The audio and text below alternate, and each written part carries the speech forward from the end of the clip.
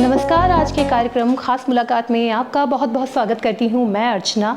और आज हमारे साथ मौजूद हैं राजनीति जगत की एक ऐसी शख्सियत जिनके बारे में अगर कहा जाए कि राजनीति इनको विरासत में मिली है तो गलत नहीं होगा। ये धामी सरकार के युवा कैबिनेट मंत्रियों में से एक हैं। आज हमारे साथ मौजूद हैं पशुपालन और मत्स्य विभाग, कौशल विकास एवं रोजगार, प्रोटोकॉल और गन्ना विकास मंत्री श्री सौरभ बहुगुणा जी। सर, कार्यक्रम में आपका बहुत बहुत स्वागत। बहुत बहुत धन्यवाद है। सर, सबसे पहला सवाल मैं पूछना चाहूँगी कि जैसे आपके पास रुद्रप्रयाग का भी प्रभार है, तो ऐसे में जो केदारनाथ यात्रा है उसका रिस्पॉन्स आपकी नज़र में कैसा रहा? नहीं, देखिए, केदारनाथ यात्रा जो है वो हर साल भव्य रूप से सामने आ रही है। पिछले साल के कंपैरिजन में अगर आप देखेंगे तो इस साल लगभग 62% वहाँ पर हमारे श्रद्धालु ज़्यादा आए। और मैं जितने भी देश और विदेश से यहाँ पर श्रद्धालु आ रहे हैं उनका स्वागत करता हूँ। और ये कहीं ना कहीं दिखाता है कि जो लोगों की आस्था है बाबा केदार के ऊपर वो कितनी ज़्यादा है कि पूरे विश्व से वहाँ पर 9.5 लाख लोग अभी तक पहले चरण में हमारे यहाँ यात्रा में आ चुके हैं। तो उनका सबको धन्यवाद देता हूँ। और उत्तराखंड की जो सरकार है जो उन्होंने बाबा केदार के दर्शन को पूरे देश में लोगों से निवेदन किया कि आप आइए और दर्शन करिए, उसके लिए उत्तराखंड सरकार का धन्यवाद करता हूँ। सर, अगर अब हम आपके फैमिली बैकग्राउंड और पॉलिटिकल बैकग्राउंड पे आएँ तो स्वर्गीय हेमवती नंदन बहुगुणा जी आपके दादाजी हैं और विजय बहुगुणा जी आपके पिताजी हैं। तो जब आप राजनीति में आए तो राजनीति कार्यों को समझने और संभालने के लिए तो वो जो पारिवारिक तजुर्बा था वो आपके किस तरीके से काम आया? नहीं, देखिए, दादाजी जब मेरे राजनीति में थे तो मैं बहुत ही छोटा था, 5th स्टैंडर्ड में था शायद जब उनकी डेथ हुई। अच्छा। ज़्यादा समय तो उनके साथ हमको राजनीतिक रूप से बिताने को नहीं मिला। उस वक्त इतनी राजनीतिक ज्ञान भी नहीं था, इतना इंटरेस्ट भी नहीं था। तो लेकिन फादर के साथ, बुआ के साथ इनको काम करते हुए देखा है। फादर के साथ तो बहुत नज़दीकी से काम किया भी है, क्योंकि जब वो चीफ मिनिस्टर बन के आए, पहले एमपी थे 2 बार, तब हमने उनको चुनाव लड़वाए थे। उनको पब्लिक से कैसा उनका इंटरेक्शन था, क्या उनके लोगों से बात करने का तरीका था, काम योजनाओं को धरातल में उतारने का कैसे होता है, कैसे प्रोसेस किया जाता है, वो सब काफ़ी नज़दीकी से देखा। और 2012 में जब वो मुख्यमंत्री के रूप में उन्होंने अपनी उत्तराखंड को सेवाएं दी तो कहीं ना कहीं सितारगंज विधानसभा जो उनकी थी उसको 5 साल मैंने ही नर्चर किया था। वहाँ पे डेवलपमेंट वर्क हो, लोगों के साथ रिश्ते निभाने की बात हो, सुख दुख में खड़े होने की बात हो।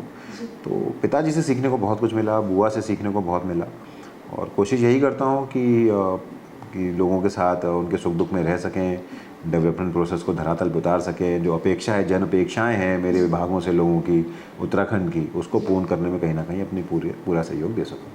तो सर, एक कहा जाए एक प्रोफेशन का जो स्विच हुआ, आप पहले वकालत से फिर डायरेक्ट राजनीति में, तो वो किस तरीके से, किस चीज़ ने कहा जाए कि प्रभावित किया कि आपने वो प्रोफेशन को कहीं ना कहीं उसको साइड में रख के फिर आप इसमें मेन स्ट्रीम में आए? नहीं, देखिए, मैं कभी भी पॉलिटिक्स में बहुत ज़्यादा इंटरेस्टेड नहीं रहा हूँ। मैं हमेशा स्पोर्ट्समैन रहा हूँ। लॉ भी मैंने मैंने ONGC में था तो लेकिन मेरा करियर जो था वो एज अ स्पोर्ट्समैन हमेशा रहा है। मैं देश में गोल्फ का खिलाड़ी रहा, मैंने देश को विदेशों में रिप्रेजेंट किया। और 2012 में, जैसे मैंने आपको बताया, जब पिताजी मुख्यमंत्री का चुनाव लड़ रहे थे, बाई इलेक्शन लड़ रहे थे सितारगंज से, तो कहीं ना कहीं हमारी जिम्मेदारी थी, उस चुनाव में पिताजी ने जिम्मेदारी लगाई थी। और जब मुख्यमंत्री बनने के बाद पिताजी के पास इतना समय नहीं हो रहा था कि वो विधानसभा सितारगंज जा सकें, वहाँ पे डेवलपमेंट वर्क को ओवरसी कर सकें, तो उन्होंने मेरी ड्यूटी लगाई थी कि आप वहाँ पे रहिए और जो वहाँ पे योजनाएं हैं उसको धरातल पे उतारा जाए, कैसे अप्रूवल्स लिए जाएँ। तो 5 साल मैंने वहाँ पे काम किया। बहुत सारा काम पिताजी के कार्यकाल में वहाँ पर हुआ। वहाँ पे डिग्री कॉलेज नहीं था, पॉलिटेक्निक कॉलेज नहीं था, ITI कॉलेज नहीं था, अल्पसंख्यक पॉलिटेक्निक कॉलेज नहीं था, बस अड्डा नहीं था, अस्पताल की स्थिति बहुत ख़राब थी, रोडों की स्थिति बहुत ख़राब थी। तो ये सारी चीज़ें उन 5 साल में हमने धरातल पे उतारी। और जब 5 साल वहाँ पे काम किया तो फिर कहीं ना कहीं ये लगा कि बहुत सारा ऐसा काम है जो अभी और किया जा सकता है। वहाँ से थोड़ा सा इंटरेस्ट जगा पॉलिटिक्स में। और 16 में मैंने अपने नौकरी से इस्तीफ़ा दिया। मैं ONGC में सीनियर जनरल मैनेजर था। वहाँ से आई रिज़ाइंड इन 16 और फिर पहला चुनाव लड़ा 17 में। उसके बाद वो पॉलिटिकल करियर शुरू हुआ। सर, अब अगर हम आपके उसके डिपार्टमेंट की बात करें तो सर, सबसे पहले एक जो आंचल दूध है वो यहाँ की कंपनी है, हमारे उत्तराखंड की कंपनी है। लेकिन हम क्या देखते हैं आज की डेट में कि अमूल है या मदर डेयरी है या अदर डेयरी प्रोडक्ट्स है, उनकी हमारे प्रदेश में बहुत ज़्यादा डिमांड है। तो और हर रोज़ करीब 5 लाख लीटर से ज़्यादा दूध का जो है प्रोडक्शन मतलब यहाँ पे आ रहा है बाहर से। तो सर इसके पीछे का क्या कारण माने कि आंचल दूध की क्वालिटी अच्छी नहीं है या कहीं ना कहीं जो मार्केटिंग स्ट्रेटेजी है उसमें कहीं ना कहीं कमी है? नहीं देखिए, सही कहा आपने। मैं देखिए इस बात को कोई मुझे गुरेज नहीं कहने के कि जब मैंने 22 में ये विभाग ज्वाइन किया तो आंचल की रेपुटेशन क्वालिटी को लेके पब्लिक में बहुत अच्छी नहीं थी। वेरिएशन था क्वालिटी में, उसके लोगोस 13 डिस्ट्रिक्ट में 13 डिफरेंट लोगोस के साथ आंचल बिक रहा था। और कहीं ना कहीं लोगों का एक विश्वास आंचल को के दूध के प्रति नहीं था। लेकिन 22 से लेके 24 में पुष्कर सिंह धामी जी के नेतृत्व में जिस तरीके से सहयोग हमारी मिनिस्ट्री को मिला है, माननीय मुख्यमंत्री जी का फंडिंग मिली है, सपोर्ट मिला है, हमने पूर्ण कोशिश करी कि इसकी क्वालिटी को इम्प्रूव किया जाए, इसकी मार्केटिंग बेटर की जाए, जन जन तक इस दूध को पहुँचाया जाए। और आज उसका नतीजा ये है कि हमने highest ever procurement of milk हमने 2024 में किया है आंचल का। हम 2,60,000 लीटर क्रॉस किए हैं पहली बार। हमारा एवरेज 195 से 25 के बीच में रहता था जी। तो ये दिखाता है कि धीरे धीरे आंचल ने अपनी जगह पब्लिक में बनाई है। हमारे जितने दुख संघ हैं, पहले लगभग हमारे जो 13 दुख संघ थे, आज के दिन 9 फंक्शनल हैं। उसमें लगभग 4 दुख संघ हमारे गढ़वाल के, तो लगभग सारे दुख संघ हमारे नुकसान में थे। लेकिन आज कोई भी दुख संघ ऐसा नहीं है आंचल का जो हमारा नुकसान में हो, सब प्रॉफिटेबिलिटी में की तरफ चले गए हैं। देहरादून दुख संघ जो हमारा सबसे बड़ा दुख संघ था, जो लॉस में था 2019 से लेकर 22 के बीच में, काफ़ी लॉस में था, आज वो स्थिति में भी है कि वो भी प्रॉफिट में आया है। हमने आंचल को डाइवर्सिफाई किया, हमने उसको आइसक्रीम में किया, उसको शहद में किया, हमने उसको फ्लेवर्ड मिल्क में किया, हमने लस्सी में किया, टेट्रा पैक में किया। तो कोशिश करी हमने छाछ में किया, कोशिश हमने करी कि हम आंचल को डाइवर्सिफाई कर सकें। लोगों तक उसको पहुंचाने के लिए हमने नए कैफ़ेज़ का कॉन्सेप्ट शुरू किया। हम 16 कैफ़ेज़ उत्तराखंड में खोल चुके हैं, जिसका हमको बहुत अच्छा फ़ायदा मिल रहा है। तो ये सारी चीज़ें करने से आंचल का प्रोक्योरमेंट भी बढ़ा, लोगों का विश्वास क्वालिटी के प्रति भी बढ़ा है। और मैं आपके चैनल के माध्यम से उत्तराखंड की देवतुल्य जनता से निवेदन भी कर रहा हूँ कि मैं आंचल के दूध की क्वालिटी की एश्योरेंस ले रहा हूँ। आप किसी भी दूध से उसको कंपेयर कर लीजिए, उत्तराखंड का शुद्ध दूध जिस दिन हम उसको प्रोक्योर करते हैं फार्मर से, उसी दिन प्रोसेस करके मार्केट में लाते हैं। तो शुद्धता में आंचल किसी भी ब्रांड से कम नहीं होगा, इसकी मैं एश्योरेंस है। सर ट्राउट फिश जो है उसका सर हिमाचल उसमें बहुत आगे माना जाता है, पर सर उत्तराखंड कहीं पीछे नजर आता है। तो सरकार जो है इस क्षेत्र में स्वरोजगार बढ़ाने के लिए क्या क्या कर रही है? देखिए, ट्राउट की फार्मिंग हमारा हिमाचल से लगभग बेटर है जी। हमारा प्रोडक्शन हर साल बढ़ रहा है ट्राउट का। ट्राउट एक एक्सपेंसिव फिश है और पहली बार उत्तराखंड में हमने मुख्यमंत्री मत्स्य संपदा योजना भी लॉन्च करी। हमारी स्टेट की कभी भी कोई फिशरीज़ की पॉलिसी नहीं थी। हम सेंट्रल गवर्नमेंट से प्रधानमंत्री मत्स्य संपदा योजना से गवर्न होते थे। तो मुख्यमंत्री जी के पास जब मैं सरकार में प्रपोजल लेके गया कि हमारी खुद की स्टेट की पॉलिसी होनी चाहिए, तो उन्होंने उस पॉलिसी को कैबिनेट में लाके अप्रूवल करवाए। और उसका फ़ायदा ये है कि हमने पहली बार मत्स्य योजनाओं से महिलाओं को जोड़ने की बात कही। जो प्रधानमंत्री मत्स्य संपदा योजना है उसमें महिलाओं के लिए कोई अलग से प्रपोजल्स नहीं है, तो प्रोविजंस भी नहीं है। तो हमने मुख्यमंत्री मत्स्य संपदा योजना में महिलाओं को 50% सब्सिडी देने का प्रावधान रखा है। जो उनके रेसवेज हैं, आपको पता है पर्वतीय क्षेत्रों में ट्राउट के जो रेसवेज होते हैं, आपदाग्रस्त क्षेत्र हैं, लैंडस्लाइड्स होती हैं, हैवी रेनफॉल होती है, अर्थक्वेक प्रोन जोन है। तो जो हमारे अर्थक्वेक जो हमारे रेसवेज हैं, जब वो डैमेज होते थे तो उनको इंश्योरेंस का कोई प्रावधान नहीं था प्रधानमंत्री मत्स्य संपदा योजना में। हमने पहली बार उत्तराखंड में मुख्यमंत्री मत्स्य संपदा योजना के अंतर्गत 90-10 के रेशियो पे इंश्योरेंस की प्रावधान रखा, जहाँ पे 90% उत्तराखंड सरकार देगी और 10% उपभोक्ता देगा। उसी के साथ साथ अगर आप हमारे मेन ज़िले देखिए, चमोली हो गया, रुद्रप्रयाग हो गया, हमारा टेहरी हो गया, हमारा पिथौरागढ़ हो गया, बागेश्वर हो गया, यहाँ पे ट्राउट का इतना अच्छा काम हो रहा है कि लगातार डुंगरी गांव अगर आप जाके देखिए पिथौरागढ़ में, तो वहाँ का पूरा गांव जो है वो फिशरी से जुड़ चुका है। कोई भी ऐसा आवास नहीं है जो ट्राउट फार्मिंग या पंगास फार्मिंग ना कर रहा हो। हमारी कोशिश यही है कि हम पूरे उत्तराखंड में क्लस्टर बेस्ड फार्मिंग करें। एक पॉन्ड इधर, एक पॉन्ड 2 किलोमीटर दूर, एक पॉन्ड 5 मीटर दूर, उसको नहीं करना है। हम क्लस्टर बेस्ड फार्मिंग कराना चाह रहे हैं पूरे गांव से।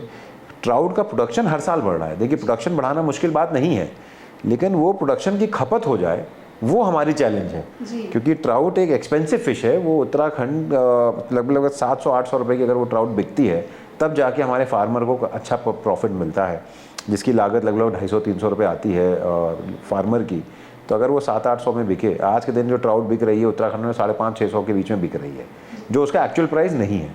तो हमारा पूरा फोकस ट्राउट की फार्मिंग बढ़ाना भी है और उसकी खपत हो जाए, मार्केटिंग अच्छी हो जाए, उसको हमारे वेंडर्स जो हैं बढ़ जाएं, जो ट्राउट को प्रोक्योर कर लें हमारे फार्मर से, इस पे सरकार फोकस कर रही है। सर अगला सवाल ये कि गोट वैली जो योजना चली है सर, वो क्या है और उससे कितने लोग जुड़ रहे हैं? कि गोट वैली का कॉन्सेप्ट बहुत सिंपल था। इस सरकार में हमने ये कॉन्सेप्ट को लागू किया कि हम गोट वैली योजना से पर्वतीय क्षेत्र को, देखिए पर्वतीय क्षेत्र आज भी मेरा अपना मानना है कि सबसे रोज़गार से जोड़ने वाले अगर कोई काम है तो वो हॉर्टिकल्चर है, एग्रीकल्चर है, एनिमल हस्बेंड्री है, फिशरीज़ है। तो हमारा एक कोशिश यही थी कि जो माननीय प्रधानमंत्री जी का सपना है कि पशुपालकों की, हमारे दुग्ध पालकों की आय दुगनी करी जाए, उसको देखते हुए हमने ये कॉन्सेप्ट शुरू किया 2022 एंड में। और कॉन्सेप्ट बहुत सिंपल है कि हम चाहते हैं कि उत्तराखंड का हर व्यक्ति जो पर्वतीय क्षेत्र में बसा हुआ है वो कहीं ना कहीं एनिमल हस्बेंड्री विभाग के साथ जुड़ के अपना रोज़गार चलाए। तो हमने गोट वैली कॉन्सेप्ट शुरू किया। इस कॉन्सेप्ट का सिंपल लॉजिक ये था कि हम चाहते हैं कि हर व्यक्ति जो है एनिमल हस्बेंड्री विभाग की योजना का फ़ायदा उठाए। आप 5 बकरी 30,000 के लोन पे जो हमारा उपभोक्ता है वो लेगा, उसको हम 5 गोट्स 30,000 का लोन उसको लेना पड़ेगा 9.15 और 25%।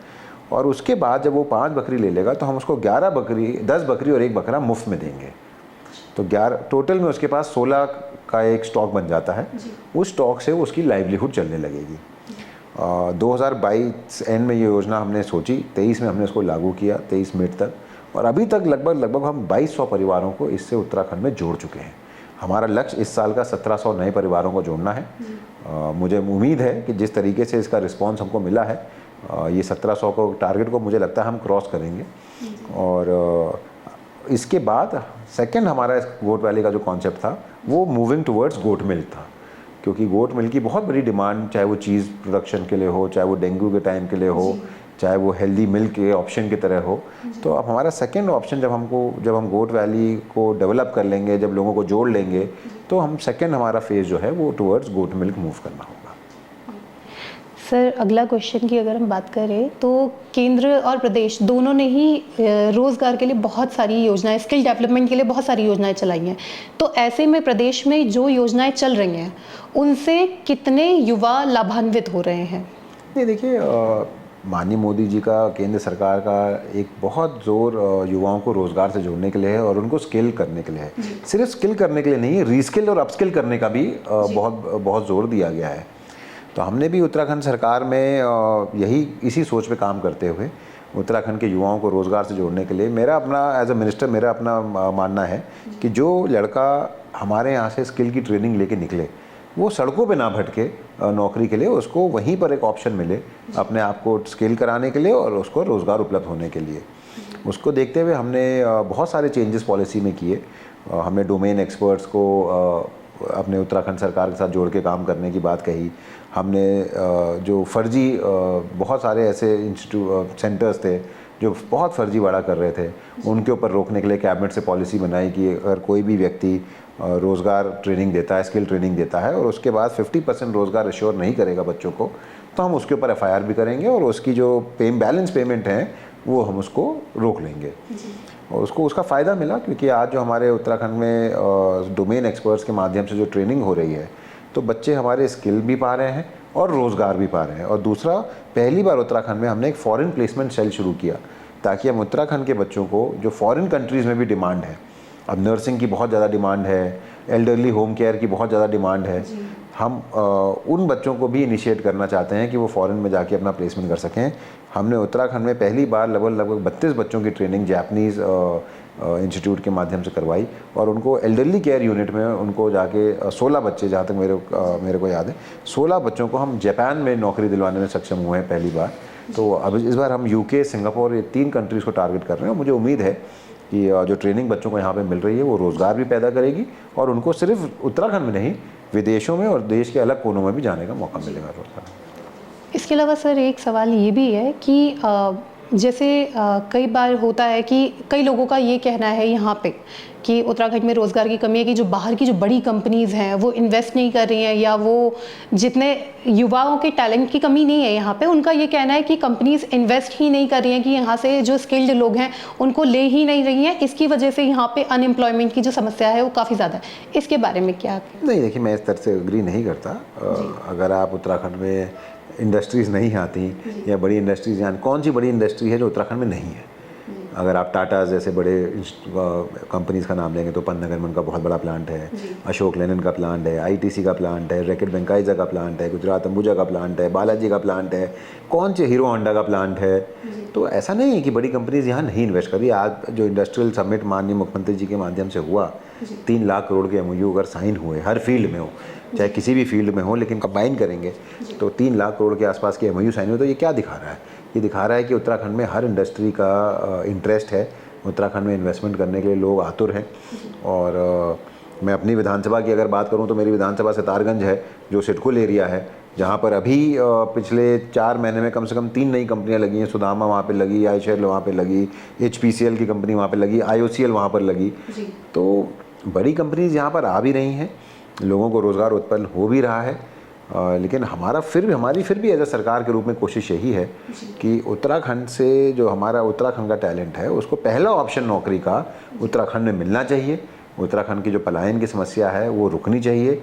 और उसके बाद भी अगर बच्चे को लगता है कि हमारे पास और अच्छे ऑप्शंस किसी और देश में या किसी और स्टेट में है या किसी और विश्व में कहीं है, तो हम चाहते हैं कि हमारे बच्चे जाएं और अपनी प्रतिभा को विदेशों में या दूसरे स्टेट्स में जाके दर्शाएं। उसमें कोई हर्ज थोड़ी ना है। जी।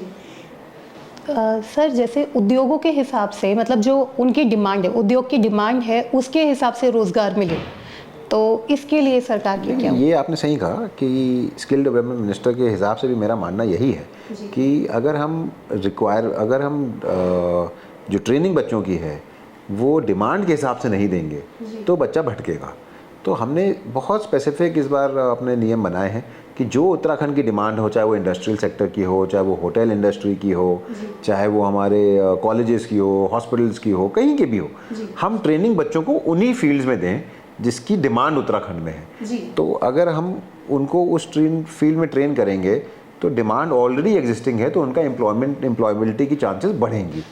तो मैं भी इस बात पे आपके 100% विश्वास रखता हूँ और अग्री भी करता हूँ कि ट्रेनिंग अकॉर्डिंग टू डिमांड होनी चाहिए और आज के हिसाब से होनी चाहिए। आज की टेक्नोलॉजी के हिसाब से हो, आज के मशीन्स के हिसाब से हो, तो बच्चों को फ़ायदा मिलेगा। एग्जाम्पल के तौर में मैं आपको दे रहा हूँ कि जब हमने अपना 2 ITIs हमारी ITI रोशनाबाद और ITI काशीपुर स्नाइडर और फिलिप्स को दी। फिलिप्स ने मैन्युफैक्चरिंग ट्रेड में बच्चों को ट्रेन किया और स्नाइडर ने इलेक्ट्रिकल ट्रेड में। और जो बच्चा हमारा ITI पास करता था पहले, जिसको सिडकुल में 10-11 हज़ार 12 हज़ार की तनख्वाह मिलती थी, इन दोनों कंपनियों ने उनको लेटेस्ट टेक्नोलॉजी पे ट्रेन किया, लेटेस्ट टाइम मशीन्स पे ट्रेन किया। और उसका फ़ायदा ये हुआ कि जब पहला बैच हमारा स्नाइडर ने और फिलिप्स ने हायर किया, पूरे का पूरा बैच इन दोनों ने हायर किया अपना, तो उनकी तनख्वाह 25,000 रुपये प्रति महीने पे मिली इनको। तो दैट शोज़ कि अगर आप अच्छी रेप्यूटेड कंपनीज के साथ काम करेंगे, दैट शोज़ कि अगर आप आज की टेक्नोलॉजी पे बच्चों को ट्रेनिंग देंगे तो जॉब की कोई कमी नहीं है, लेकिन ट्रेनिंग क्वालिटी की होनी चाहिए। सर, सरकार ने पहाड़ में गन्ना उगाने की बात की थी, तो इसको लेके क्या स्टेप लिए गए हैं? देखिए, पिथौरागढ़ में हमने ये शुरू किया था, 2000 क्विंटल के आसपास हम वहाँ पहुँचे भी। लोगों को उससे रोज़गार भी मिला, किसी ने अपना जूस का सेंटर लगाया, किसी ने ऑर्गेनिक गुड़ का वहाँ पे काम शुरू किया। एक अच्छी पहल थी हमारे विभाग की, क्योंकि आप अगर पहले कभी भी उत्तराखंड में आप देखिए, पहाड़ों में हर घर के पीछे थोड़ा बहुत गन्ना लगता था।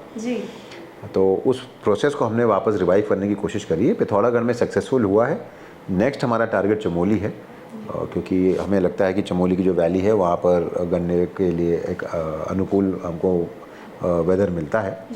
तो हम चमोली में इस साल कोशिश करेंगे कि हम वहाँ के किसानों को प्रेरित करके कुछ गन्ना वहाँ पे भी लगा सकें। देखिए, ये सारा प्रोसेस जो है, चाहे वो पिथौरागढ़ में गन्ना लगाने का हो, चाहे चमोली में हो, ये सिर्फ रोज़गार से लोगों को जोड़ने के लिए, उनका रोज़गार अच्छे से चल जाए, विभाग को ऑर्गेनिक गन्ना अगर मिलना शुरू हो जाता है तो हमारे लिए भी उस गन्ने को बाहर, चाहे वो गुड़ के फॉर्म में हो, चाहे वो शुगर के फॉर्म में हो, चाहे वो जूस के फॉर्म में हो, हमको भी सेल कहीं ना कहीं उसको उत्पाद को बेचने में आसानी होती है, उत्तराखंड का नाम आगे बढ़ाने में आसानी होगी। तो उसको देखते हुए हमने इस प्रोसेस को शुरू किया था। सर, एक कैंपेन के बारे में काफ़ी सुना था, सेल्फी विद एनिमल्स। तो सर ये क्या था, इसके पीछे का कंसेप्ट क्या था और इससे कितने लोग मतलब जुड़े? नहीं, देखिए, ये एक जागरूकता फैलाने का एक माध्यम था, सेल्फी विद पेट्स। बहुत बार हमने देखा कि जो निराश्रित पशु हैं, जो सड़कों स्ट्रे एनिमल्स हैं, उनके ऊपर क्रूरता बहुत ज़्यादा की जा रही थी। सेल्फी विद पेट्स का कॉन्सेप्ट बहुत सिंपल था कि हम चाहते थे कि जिन लोगों ने स्ट्रे एनिमल्स को अपने घर में शेल्टर दिया, या उनको पाला, या उनको सड़क से उठा के अपने घर में लाए, या उनको देख रेख की, उनको भोजन दिया, उनको पानी पिलाया गर्मियों में, तो हम चाहते थे ऐसी स्टोरीज़ अगर सामने आएंगी सोशल मीडिया के माध्यम से तो हो सकता है वो दूसरे लोगों को भी प्रेरित करे, और जो एनिमल क्रूएल्टी हो रही थी स्ट्रे एनिमल्स के ऊपर, वो कहीं का कम हो। बहुत अच्छा प्रोग्राम हमारा चला, बल्कि मैं धन्यवाद दूंगा केंद्र सरकार का कि सेल्फी विद पेट्स के जो कॉन्सेप्ट उत्तराखंड ने लॉन्च किया, उसको केंद्र सरकार ने अडॉप्ट किया, और उन्होंने भी अपने केंद्र सरकार में वहाँ पर एक सेल्फी विद पेट्स करके एक अभियान चलाया। हमारे यहाँ पे हमने उन लोगों को सम्मानित भी किया जो टॉप 3 हमारे टॉप 5 जो हमारे स्टोरीज़ थी, जिनके लिए हमने कमेटी बनाई थी जज करने के लिए कि बेस्ट स्टोरीज़ कौन है। तो बहुत सारी, और उत्तराखंड के हर कोने से इतनी अच्छी अच्छी कहानियाँ सामने आई, और बहुत लोगों को प्रेरित भी हुए, क्योंकि मेरी ही विधानसभा में, मैं आपको बताऊं, बहुत सारे ऐसे लोगों ने मुझे फ़ोटोज़ भेजी सेल्फी विद पेट्स लॉन्च होने के बाद कि वो सड़क पे गाय को पानी पिला रहे हैं या किसी कुत्ते को भोजन दे रहे हैं। तो आइडिया यही था कि जो animal cruelty towards stray animals हैं वो थोड़ा कम हो सके। अब सर, अगर हम उस समय की बात करें जब आप मंत्री बने, तो सर मंत्री बनने की आपको पहले से उम्मीद थी या इसके लिए कुछ प्रयास भी आपको करने पड़े? देखिए, कोई उम्मीद नहीं थी। ये केंद्रीय नेतृत्व और प्रदेश के नेतृत्व का एक प्रोग्रेटिव होता है कि कौन मंत्री के पद पे रहेगा, कौन नहीं रहेगा। लेकिन हाँ, ज़रूर ये बात ज़रूर थी कि खुशी बहुत थी कि हम दूसरी बार सितारगंज की देवतुल्य जनता ने मुझको जिता के भेजा, कठिन परिस्थितियों में जिता के भेजा। उधम सिंह नगर में परिस्थितियाँ अनुकूल नहीं थी पिछले वर्ष 2022 का जब चुनाव था, और उसके बाद भी वहाँ की जनता ने मेरा सहयोग दिया, अपने भाई और बेटे को फिर से जिताया। देखिए, पद मैटर नहीं करता, सेवा भाव मैटर करता है। आप विधायक के रूप में भी पब्लिक की सेवा कर सकते हैं, आप विधायक ना हो तो भी पब्लिक की सेवा कर सकते हैं, और आप मंत्री हैं तो भी सेवा कर सकते हैं। तो मूल भाव नहीं चेंज होना चाहिए। हमारा सबका मानना ये है कि आप जिस भी पद पे हो, आपका सेवा भाव के साथ काम करेंगे, पब्लिक को मुश्किलों से दूर रखने के लिए कोशिश करेंगे, जो परियोजनाएं हैं उनको धरातल पर उतारने की कोशिश करेंगे, तो जनता आपको हमेशा अपना आशीर्वाद देगी। सर, आखिरी सवाल ये पूछना चाहूँगी कि मंत्री बने हुए आपको 2 साल हो गए हैं, तो सर जो आपका कार्यकाल है उससे आप कितना सेटिस्फाई हैं? देखिए, मैं एक खिलाड़ी, जैसा मैंने आपको बताया है, मैंने 25 साल खिलाड़ी के रूप में काम किया है, देश को रिप्रेजेंट किया है। तो मैं अपने गोल सेट करता हूँ, और आज भी मेरा वही वर्किंग स्टाइल है। स्पोर्ट्समैन की तरह उस टाइम भी गोल सेट था, इस टाइम भी गोल सेट। तो मैंने अपने हर विभाग के गोल सेट किए हुए हैं कि मैं 6 महीने बाद मेरा विभाग यहाँ होना चाहिए, 6 महीने बाद यहाँ होना चाहिए, और उसको हम रिव्यू करते रहते हैं। आज के दिन अगर आप मुझसे कहेंगे तो मैं अपने आप को से 75% मार्किंग पे दूंगा कि मेरे बहुत सारी योजनाएं ऐसी थी जो मैंने 2022 में इन्विजन करी थी, सोची थी, और वो 2024 में हमने धरातल पे उतार दी, और उसका लोगों को फ़ायदा मिल रहा है। लेकिन बहुत सारी ऐसी योजना है जो अभी भी मेरे दिमाग में है, जिन पे मैं काम कर रहा हूँ, विभाग काम कर रहा है, और उम्मीद यही है कि वो भी जल्द से जल्द धरातल पे उतरेंगी और उत्तराखंड की जनता को उससे फ़ायदा होगा। लेकिन ओवरऑल मैं अपने विभाग के काम से, और अकेला सौरभ बहुगुणा नहीं, अकेला सौरभ बहुगुणा कुछ नहीं कर सकता। विभाग के अधिकारी हैं, कर्मचारी हैं, हमारे जितने भी विभाग के लोग जुड़े हुए हैं योजनाओं के साथ और काम के साथ, तो उन सबका धन्यवाद करूँगा कि सबके सहयोग के कारण ही कहीं ना कहीं हम उन धरातल पे लोगों को सुविधा दे पाएँ। सर, सभी सवालों का स्पष्टवादिता और बेबाकी से जवाब देने के लिए आपका बहुत बहुत धन्यवाद। आज हमारे साथ कार्यक्रम में मौजूद थे कैबिनेट मंत्री श्री सौरभ बहुगुणा। तो इस कार्यक्रम में फिर से मुलाकात होगी किसी अन्य शख्सियत के साथ, तब तक के लिए मुझे दीजिए अनुमति। नमस्कार।